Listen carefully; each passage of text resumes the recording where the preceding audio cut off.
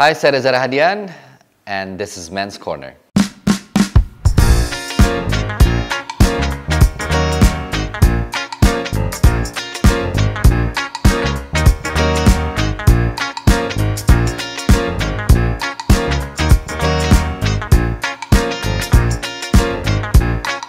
Buat saya, wanita yang hebat adalah seseorang yang mampu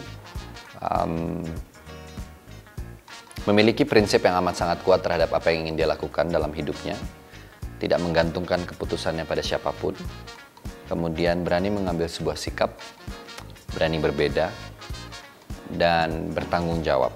Buat saya, itu saya lihat dari ibu saya sendiri.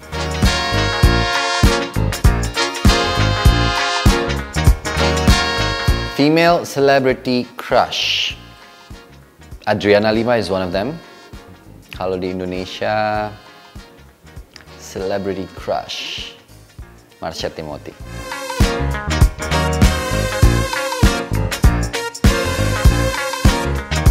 Ya, balik lagi, wanita yang mandiri itu, biar bagaimanapun mereka yang mampu, bukan hanya persoalan berdiri di atas kakinya sendiri gitu ya, tapi mereka bertanggung jawab atas pilihan yang mereka ambil. Dan berani mengambil sebuah pilihan. Tidak menggantungkan diri pada siapapun. Buat saya, kemandirian seorang wanita itu, kenapa dia menjadi sangat luar biasa, karena sebenarnya apa yang harus mereka lakukan juga tidak mudah. Sekalipun bahkan ketika seorang wanita memilih untuk menjadi ibu rumah tangga, buat saya itu adalah tanggung jawab yang besar, bukan pekerjaan mudah. Bukan kemudian berarti wanita yang memilih untuk menjadi ibu rumah tangga seutuhnya adalah wanita yang kemudian tidak bekerja, berarti dia nggak punya kerjaan, dia hanya menjadi ibu rumah tangga saja. Nggak ada hanya. Karena menjadi ibu rumah tangga itu tanggung jawab yang amat sangat sulit dan tidak mudah untuk bisa dikerjakan oleh seorang wanita menurut saya. Dan itu pilihan yang amat sangat terhormat.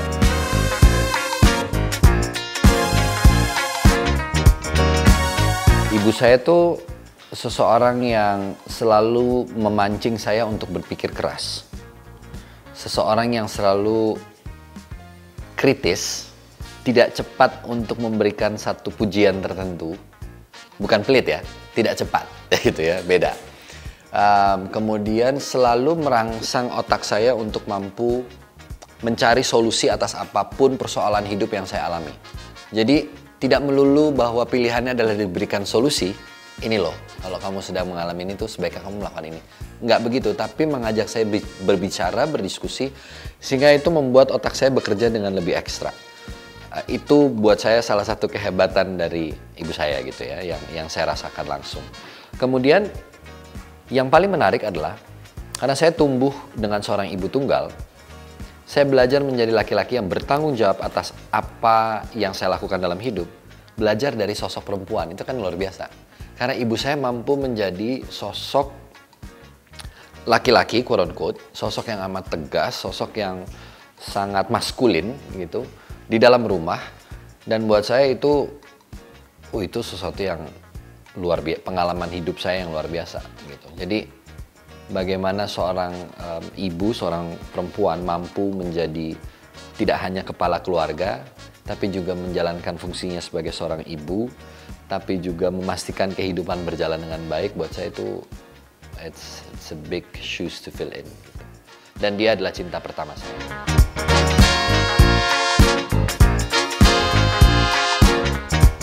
It's a choice, maksudnya itu pilihan. Yang hebat tidak hanya yang berpendidikan tinggi, karena yang berpendidikan tinggi juga banyak yang tidak hebat. Oke? Banyak orang berpendidikan tinggi melakukan kesalahan-kesalahan atau kebodohan-kebodohannya tersendiri, ya. Dan jadi buat saya pendidikan tinggi tidak menjamin karakteristik seseorang, gitu. Jadi wanita yang berpendidikan tinggi, buat saya core-nya bukan itu, tapi memastikan bahwa setiap wanita, minimal di negara kita ini, punya hak yang sama untuk menempuh pendidikan setinggi-tingginya. Itu yang penting.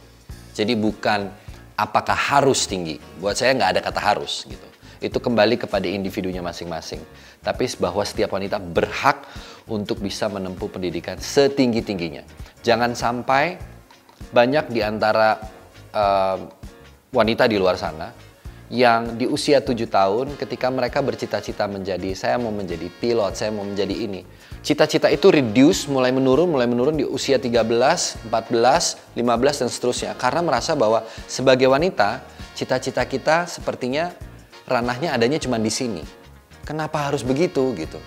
Kenapa hanya laki-laki yang boleh bercita-cita untuk jadi insinyur? Kenapa hanya laki-laki yang bisa bercita-cita jadi astronot, jadi CEO dan segala macam? Terus kemudian kalau anak kecil, wanita, perempuan gitu, itu batasannya adalah memegang mainan-mainan yang sifatnya lebih perempuan, boneka dan baju-baju dan lain-lain. Sementara mainan-mainan science yang bentuknya science and technology itu cenderung diberikan kepada laki-laki gitu. Jadi buat saya juga mungkin dari rumah kita sudah harus merubah itu. Jadi ini sudah pendidikan tinggi itu bonus ya, dan itu pilihan balik lagi gitu. Itu pilihan yang berhak diambil oleh tiap wanita dan tiap individu lah. Tapi menurut saya dari rumah juga mungkin kita sudah harus memikirkan untuk bagaimana tiap anak kecil, anak perempuan itu boleh bercita-cita dan sebebas-bebasnya mau menjadi apa gitu. Pendidikan paling penting itu dari rumah.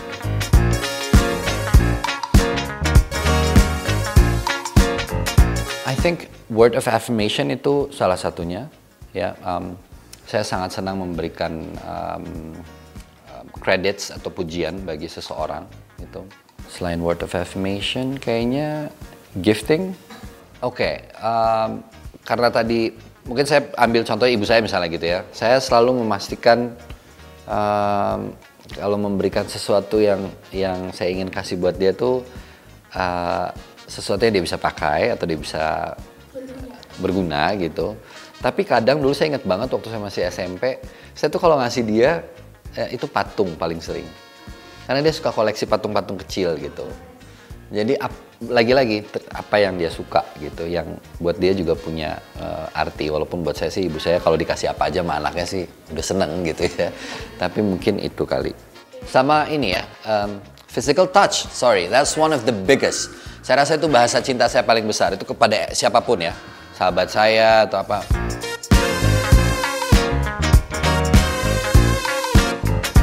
Kenapa dia perlu setara? Karena kesempatannya harusnya memang sama.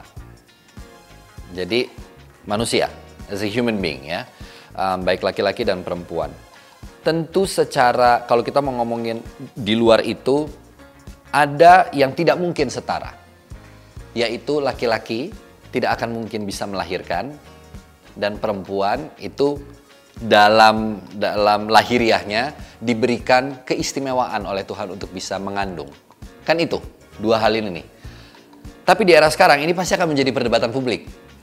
Dan itu hal biasa gitu ya buat saya. Tapi saya memandang kesetaraan antara laki-laki dan perempuan itu, ya kalau kita mau ngomongin equal, ya disitulah equalnya. Bahwa mereka harusnya mendapatkan kesempatan yang sama.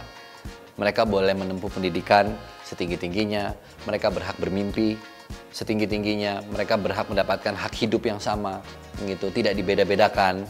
Buat saya itu penting. Di situ letak kesetaraannya. Tapi bahwa menyadari juga ada sesuatu yang laki-laki tidak bisa lakukan, perempuan bisa, dan mungkin sebaliknya tentunya.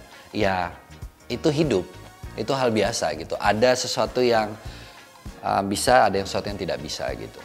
Nggak semuanya udah pasti sikat, pasti bisa gitu ya, nggak juga. Karena kita punya, saya masih percaya pada value dan nilai dalam kehidupan di mana ya peran kita masing-masing punya kelebihan dan perbedaannya sendiri-sendiri. Kalau pertanyaannya setuju atau tidak, saya sangat setuju dengan gender equal, of course.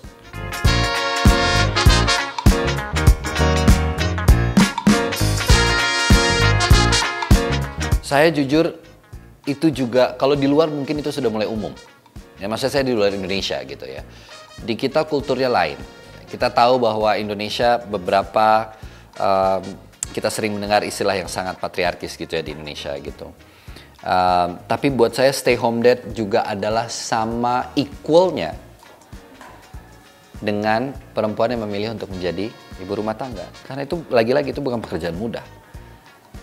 Menjadi laki-laki yang tinggal di rumah, mengurus rumah, dan memilih untuk mengurus keluarga dan istrinya yang mungkin bekerja di luar rumah, itu juga tidak mudah. bukan hanya tidak mudah melakukan pekerjaan rumahnya, tapi ego, ya ini sebagai laki-laki pasti kan ada tuh. Wah itu juga berat. Saya nggak mungkin bisa bicara lebih jauh lagi soal itu karena saya tidak merasakan itu ya. Tapi saya rasa kalau ditanya gimana pendapat saya tentang stay home dad, buat saya itu sama mulianya dengan mereka-mereka atau siapapun yang memilih untuk bekerja di rumah. Karena dua-duanya sama-sama bekerja. Bedanya yang satu di rumah, yang satu bekerja di luar rumah. Itu aja. Kesiapan mental masing-masing. Siap nggak? Gitu kan, itu kan butuh kesiapan juga.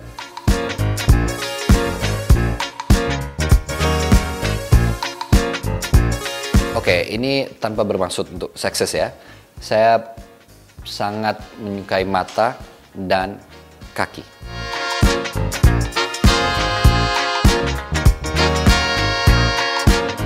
Saya ini masih termasuk agak bertanya-tanya dengan istilah itu sebenarnya gitu ya. Karena menurut saya red flag itu sangat very judgmental gitu ya. Bahwa itu perlu disadari iya, tapi kayaknya saya akan sulit menjawabnya. Mungkin gini, oke, let me answer it. Seseorang yang tidak jujur, kemudian tidak tahu bagaimana harus mengambil sikap dan memilih, itu berat rasanya untuk bisa berdampingan. Saya nggak tahu istilah yang tepat, apakah itu bisa dianggap red flag atau tidak, tapi buat saya itu berat, gitu. So beware terhadap dengan siapa kamu berdampingan, karena itu penting. Itu bukan hanya menentukan ke depan kita bagaimana, tapi kalian bagaimana, karena ada dua orang.